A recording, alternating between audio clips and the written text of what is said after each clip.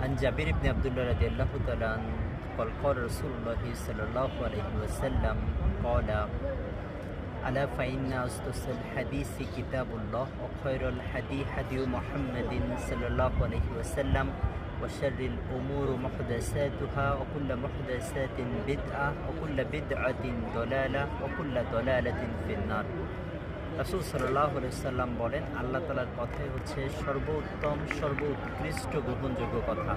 রাসূল সাল্লাল্লাহু আলাইহি সাল্লামের জীবন আদর্শ, জীবন পদ্ধতি আমাদের জন্য একমাত্র এবং সর্বোৎকৃষ্ট অনুকরণীয় আদর্শ, এবং এটাই হচ্ছে শরিয়া। এর বাইরে যা কিছু আছে তা হচ্ছে বেদআত। বেদাত মানে হচ্ছে নতুন কিছু উদ্ভাবন। শরিয়াতের মধ্যে যারা এই নতুন কিছু উদ্ভাবন করে, এই বেদআতিন দলালা, দলালা মানে হচ্ছে ভ্রষ্টতা। এই ভ্রষ্টতার ধারে কাছেও যাওয়া যাবে না। দলালাতিন বেদআতিন দলালা দলালাতিন ফিন্নার। বেদাত হচ্ছে ভ্রষ্টতা, আর ভ্রষ্টতা হচ্ছে জাহান্নামের পথ। আমরা জাহান্নামের এই পথের দিকে ধাবিত না হয়ে আলোর পথের দিকে ধাবিত হওয়ার উদারত আহ্বান রেখে শেষ করছি।